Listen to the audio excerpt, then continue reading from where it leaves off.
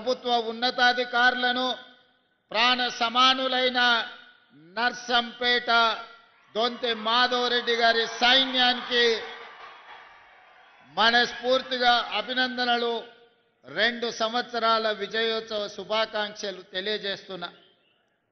మిత్రులారా, ఎప్పుడు వరంగల్ ఉమ్మడి జిల్లా పర్యటనకు వచ్చినా ఈ జిల్లాకు ప్రాతినిధ్యం వహించి అధునాతన అభివృద్ధికి పునాదులు వేసిన కాకతీయుల పరిపాలన నుంచి పోరాటం ద్వారా ప్రపంచానికే పౌరుషాన్ని చాటిన సమ్మక్క సార్లమ్మల నుంచి దొడ్డి కొమరయ్య, చాకలి ఐలమ్మ, కృష్ణమాచార్యులు, కాళోజీ గారు, కరీంనగర్ జిల్లా ప్రాతినిధ్యం వహించిన మాజీ భారత ప్రధానమంత్రి, ఈ వరంగల్ జిల్లాలోనే పుట్టిన బిడ్డ పివి నరసింహారావు గారు, మళ్ళీ తెలంగాణ ఉద్యమానికి నాయకత్వం వహించిన ప్రొఫెసర్ జయశంకర్ గారు లాంటి గొప్ప గొప్ప వ్యక్తులు కాకతీయ యూనివర్సిటీ ఉద్యమాల గడ్డ స్ఫూర్తి ఎప్పుడు ఈ జిల్లా పర్యటనకు వచ్చినా ఒక స్ఫూర్తినిస్తుంది. ఆ స్ఫూర్తితోనే కాకతీయుల పరిపాలన స్ఫూర్తి, సమ్మక్క సార్లమ్మల పోరాట స్ఫూర్తి, అదేవిధంగా చాకలి ఐలమ్మ, దొడ్డి కొమరయ్య, ప్రొఫెసర్ జయశంకర్ గారి ఉద్యమ స్ఫూర్తిని తీసుకొని ఈనాడు తెలంగాణ రాష్ట్రంలో ప్రజాపాలన 2 సంవత్సరాలు పూర్తి చేసుకున్నాం. మిత్రులు పెద్దలు దొంతి మాధవరెడ్డి గారు చెప్పినట్టు తెలంగాణ రాష్ట్రం వస్తే సమస్యలు పరిష్కారం అవుతాయి. ఈ సమస్యలు పరిష్కారం అవ్వడం ద్వారా నర్సంపేట శాసనసభ నియోజకవర్గం అభివృద్ధి చెందుతుందని ఆశించాను. ఒక్కసారి కాదు, ఈ ప్రాంతంలో బీఆర్ఎస్కు రాష్ట్రంలో 2 సార్లు అధికారం ఇచ్చిండ్రు. ఈ ప్రాంతం నుంచి శాసనసభ్యుగా ఎన్నికైన వాళ్ళు, రాష్ట్రంలో అధికారంలోకి వచ్చిన వాళ్ళు అభివృద్ధి చెందినరు, ఆస్తులు సంపాదించుకున్నారు, ఆకాశమంతా ఎత్తికెదిగినరు, ఫామ్ హౌజులు కట్టుకున్నారు, విమానాలు కొనుక్కున్నారు, టీవీలు పెట్టుకున్నారు, పేపర్లు రాసుకుంటున్నారు. కానీ నర్సంపేట ప్రజల యొక్క జీవన ప్రమాణాలు మారలేదు. ఈ ప్రాంతంలో విద్యార్థులకు చదువుకోవడానికి బడులు రాలేదు. ఈ ప్రాంతంలోని మా మహిళలకు, స్వయం సహాయక సంఘాలకు 0 వడ్డీ ఇవ్వలేదు.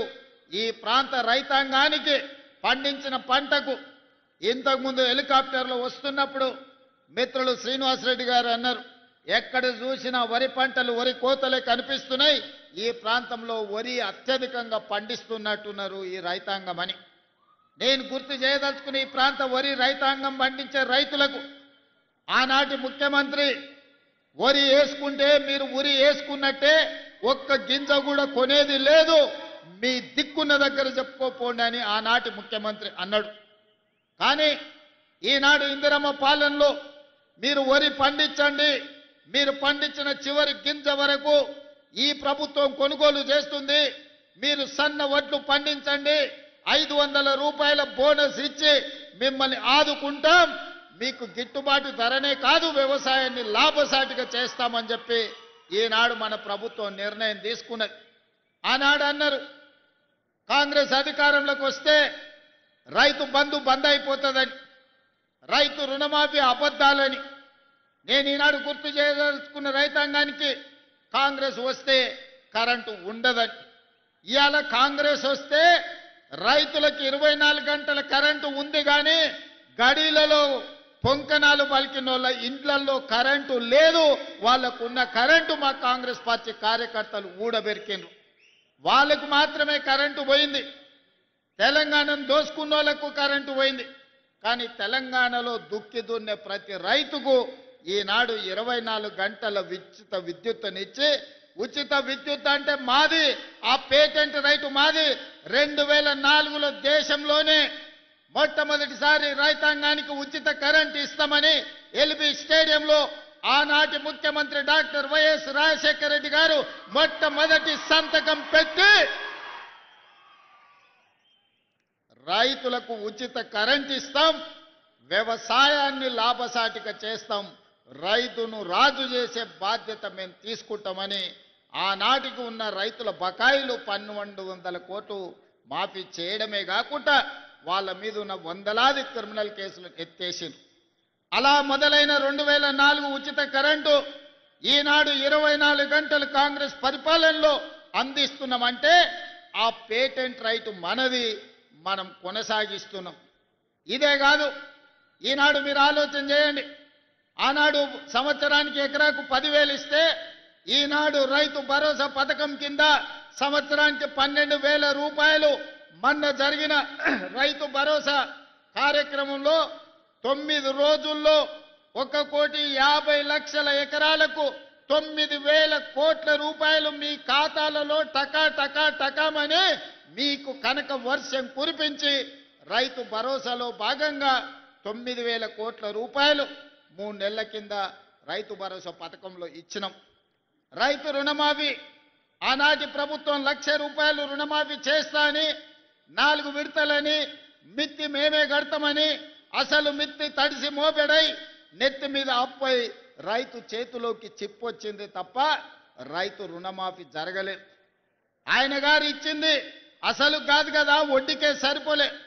కానీ మన ప్రభుత్వం అధికారులకు వచ్చిన వెంబడే ఇచ్చిన మాట ప్రకారం 25,35,000 మంది రైతులకు 20,614 కోట్ల రూపాయలు రైతు రుణమాఫీ 2 లక్షల రూపాయల వరకు చేసి ఇచ్చిన మాట నిలబెట్టుకున్న ప్రభుత్వం, రైతులను ఆదుకొని గుండెల్లో పెట్టి చూసుకున్న ప్రభుత్వం ఇందిరమ్మ రాజ్యం అని చెప్పి నేను ఈరోజు చెప్తున్నా.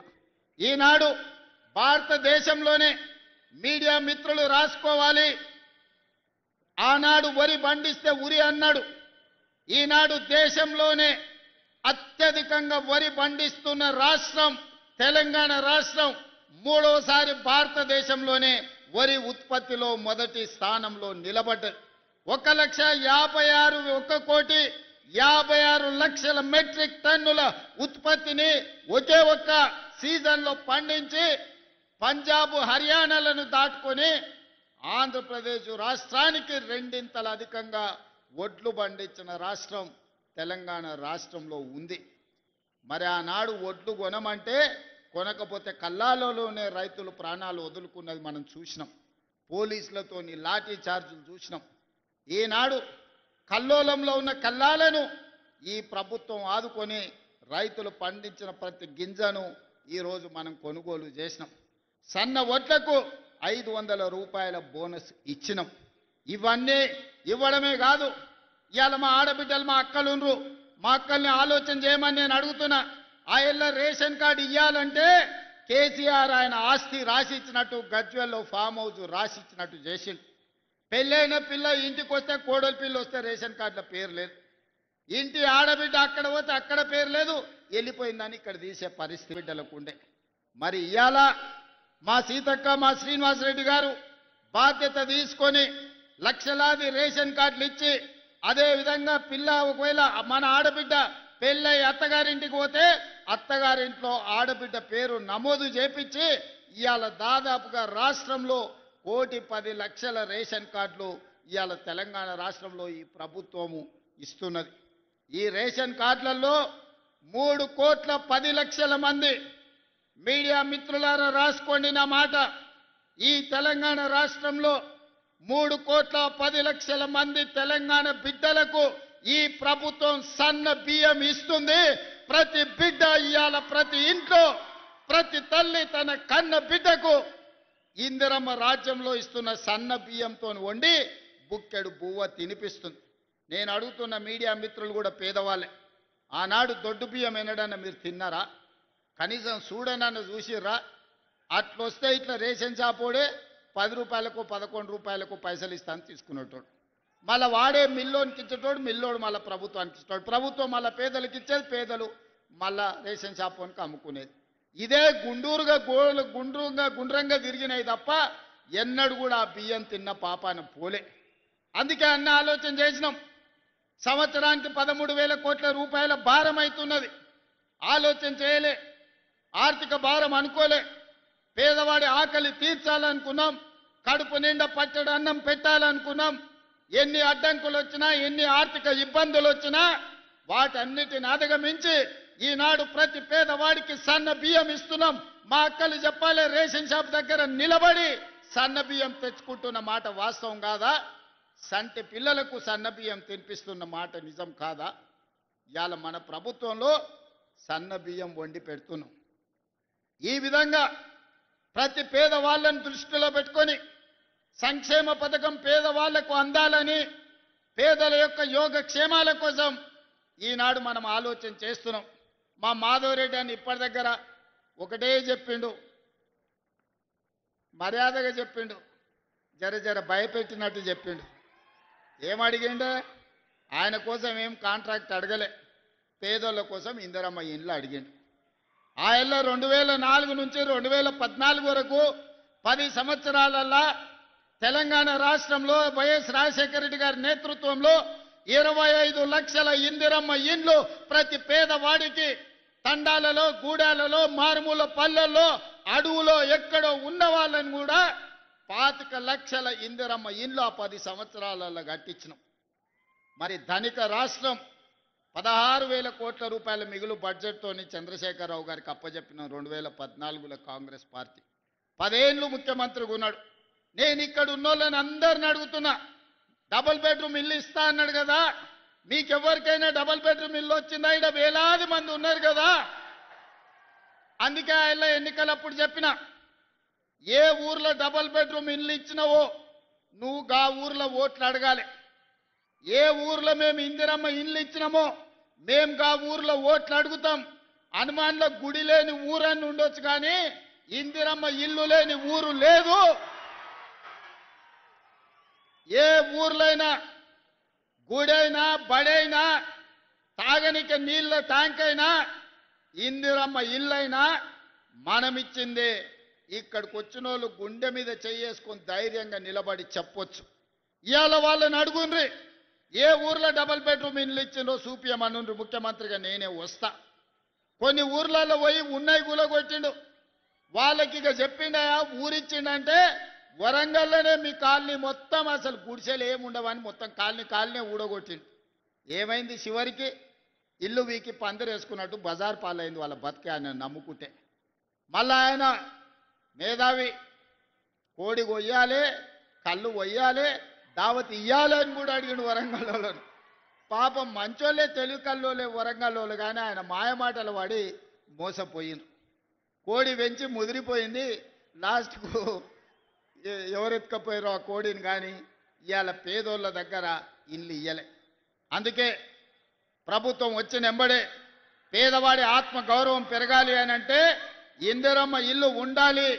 ఇందిరమ్మ ఇల్లు ఉండాలి అని అంటే ప్రభుత్వం ఆర్థిక భారమైనా పర్వాలేదు ఇచ్చి తీరవలసిందే అని మొదటి విడతగా ప్రతి నియోజకవర్గానికి 3,500 ఇండ్లు, దాదాపుగా 4,50,000 ఇండ్లు, 22,500 కోట్లతోని పేదలకు ఇండ్లు ఇచ్చినాం. ఇవాళ ప్రతి గ్రామంలో ఇందిరమ్మ ఇండ్ల పనులు మొదలైనవి.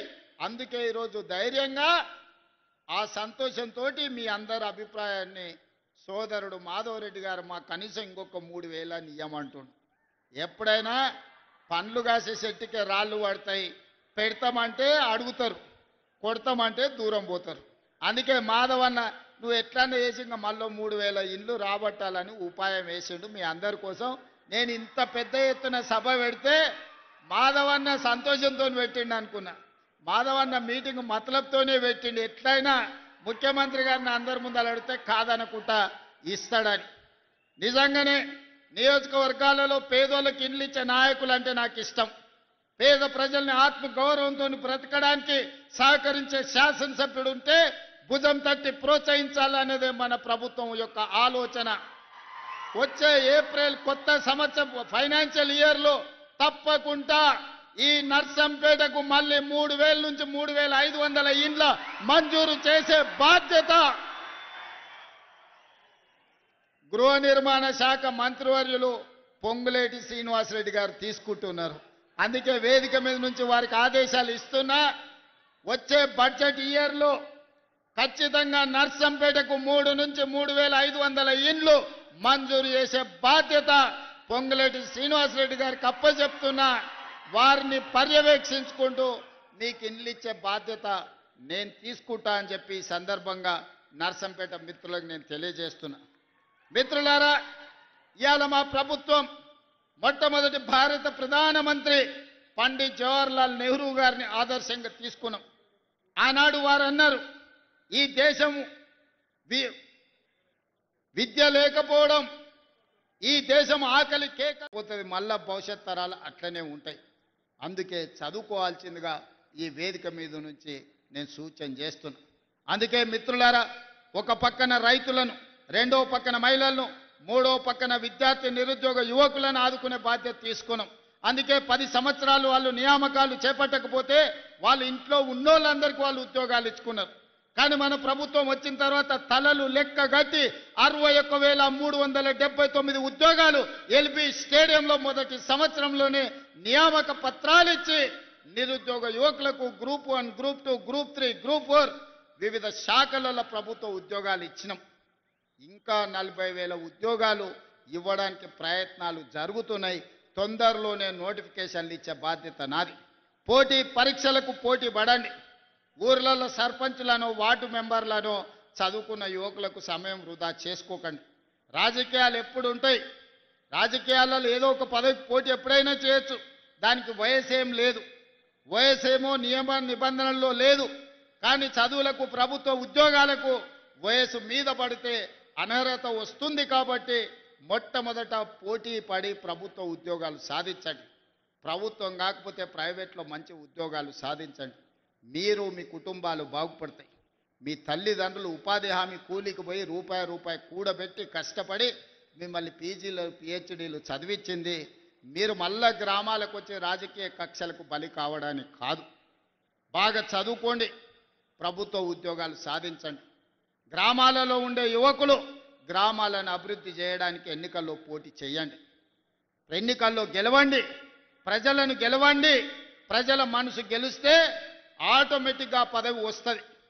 నేనే ఉదాహరణ, 2006లో నేను జడ్పీటీసీ ఇండిపెండెంట్గా గెలిచిన, 2007లో ఎమ్మెల్సీ ఇండిపెండెంట్గా గెలిచిన, 2009లో ఎమ్మెల్యేగా గెలిచిన, 2014లో ఎమ్మెల్యేగా గెలిచిన, 2019లో ఎంపీగా గెలిచిన, 2021లో కాంగ్రెస్ పార్టీ ప్రెసిడెంట్నైనా, 2023లో తెలంగాణ రాష్ట్రానికి ముఖ్యమంత్రి అయ్యి 2025లో మాధవన్న పక్కన నిలబడి ఈ రాష్ట్రాన్ని అభివృద్ధి పదం వైపు నడిపించాలనుకుంటున్నా. ఇవన్నీ ఎలా సాధ్యమైనాయంటే ప్రజలు ఆశీర్వదించితే సాధ్యమైనవి. దళితులు, గిరిజనులు, ఆదివాసీలు, పేదవాళ్ళు, మైనారిటీలు అండగా నిలబడితేనే ఇవన్నీ కూడా ప్రజల ఆశీర్వాదంతో వస్తాయి, కొనుక్కుంటే రావు. అందుకే ఎన్నికల్లో పైసలు ఖర్చు పెట్టకండి. ప్రజల మనసు గెలవండి, గ్రామంలో ఉండే సమస్యల్ని పరిష్కరించండి, గ్రామ సమస్యల మీద అవగాహన పెంచుకోండి. అందుకే ఈనాడు ప్రభుత్వం R&B పంచాయతీరాజ్ శాఖలో దాదాపుగా 20,000 కోట్లతోని 10 సంవత్సరాలు వాళ్ళు వేయకుండా వదిలేసిన రోడ్లను ఇవాళ వేస్తున్నాం. ప్రతి తండా నుంచి, ప్రతి గూడెం నుంచి మండల కేంద్రానికి ఒక బీటీ రోడ్డు, అదేవిధంగా మండల కేంద్రాన్ని నుంచి జిల్లా కేంద్రానికి డబుల్ రోడ్డు, అదేవిధంగా జిల్లా కేంద్రం నుంచి రాష్ట్ర రాజధానికి 4 లేన్ రోడ్డు. ఈరోజు ప్రణాళికబద్ధంగా ప్రతి ఊరికి రోడ్డు ఇవ్వాలి అనే ప్రణాళిక తీసుకొని 20,000 కోట్ల రూపాయలతోని R&B అండ్ పంచాయతీరాజ్ శాఖల ప్రతి తండకు, గూడెకు, అడవులలో ఉండే మారుమూల గూడానికి కూడా ఇవాళ రోడ్లు ఇవ్వదలుచుకున్నాం.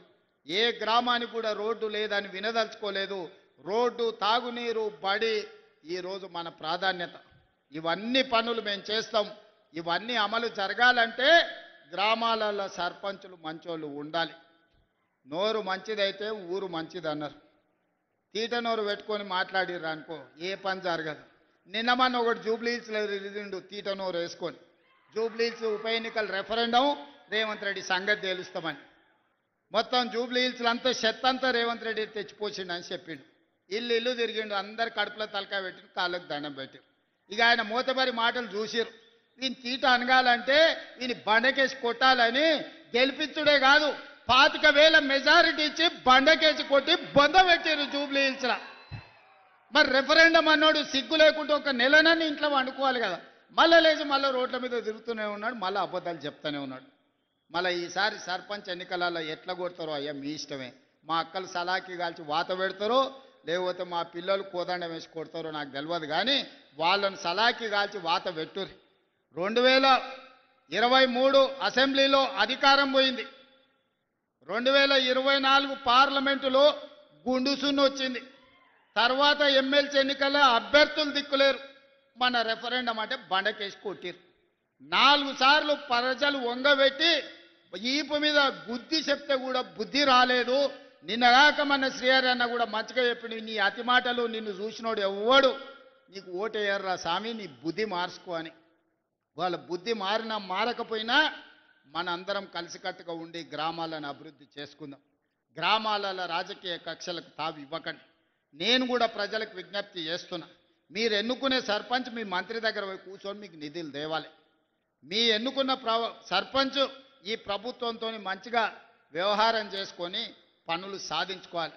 రోజు పంచాయతీ పెట్టుకొని వచ్చేటోడు వస్తే ఊరికి నష్టం జరుగుద్ది, వానికి ఏం పోదు, కానీ ఊరికి మాత్రం నష్టం జరుగుద్ది. మీ ఊరికి రోడ్డు కావాలన్నా, తాగనీకి నీళ్లు కావాలన్నా, మీకు గుడి కావాలన్నా, మీకు బడి కావాలన్నా, మీ గ్రామం అభివృద్ధి చెందాలన్నా, ఇందిరమ్మ చీరలు రావాలన్నా, ఇందిరమ్మ ఇండ్లు రావాలన్నా, రైతు రుణమాఫీ జరగాలన్నా, సన్న బియ్యం రావాలన్నా, 200 యూనిట్లు కరెంటు రావాలన్నా, రైతు భరోసా రావాలన్నా, రైతు రుణమాఫీ జరగాలన్నా మీ సర్పంచ్ మంచోడై ఉండాలి. మీ సమస్యలు తీసుకొచ్చి మంత్రుల దగ్గర మాట్లాడాలి. మరి ఇంత జిమ్మెదారి ఇచ్చేటప్పుడు మీరు మంచోనికి జిమ్మెదారి ఇయ్యండి అని నేను చెప్తున్నా. నా కోరిక ఒక్కటే, మంచోన్ని చూడండి, బాధ్యత అప్ప చెప్పండి. మన మొత్తం సమస్యల్ని పరిష్కరించడానికి పెత్తనం ఇచ్చేటప్పుడు తేలుకు పెత్తనం ఇస్తే తెల్లారులు గుట్టిందని మీరు ఎవరికోనికి క్వార్టర్కో హాఫ్కో ఫుల్కో వేస్తారా అంటే వాడు మళ్ళీ వసూలకు పడ్డాడు అంటే ఉన్నదంతా గుసుకుంటాడు.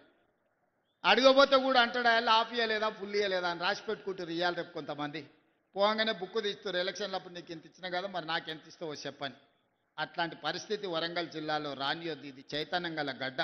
పోరాటం తెలిసిన పౌరుషం ఉన్న ప్రజలు మంచి ఆలోచన చెయ్యండి, మంచి వాళ్ళని సర్పంచులుగా ఎన్నుకోండి. మీకు ఇండ్లు ఇచ్చేది, మీ అభివృద్ధి చేసేది, మీకు కావాల్సిన తాగునీళ్ళు ఇచ్చడానికి రాష్ట్ర ప్రభుత్వం ఉన్నది. మీ పెండింగ్ ఉన్న సాగునీటి ప్రాజెక్టులను పూర్తి చేయడానికి ఈ ప్రభుత్వం ప్రయత్నం చేస్తుంది. మీకు ఎల్లవేళలా అండగా ఈ ప్రభుత్వం ఉంటుంది.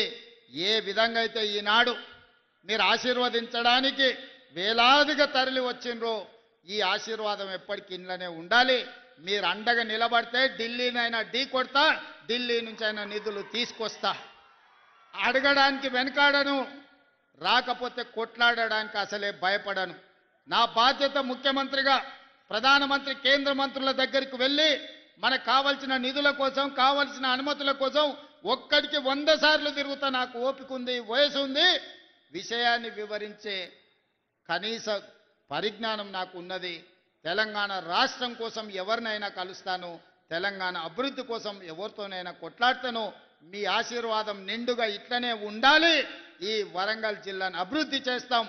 మళ్ళీ 1000 సంవత్సరాల చరిత్ర కలిగిన సమ్మక్క సార్లమ్మ, గొప్ప 100 సంవత్సరాల చరిత్ర కలిగిన సమ్మక్క సార్లమ్మ ఏ విధంగా అభివృద్ధి జరుగుతుందో మీరు చూస్తున్నారు.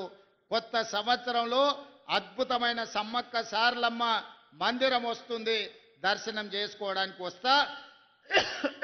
ఆ రోజు మీ అందరితోని మాట్లాడతా.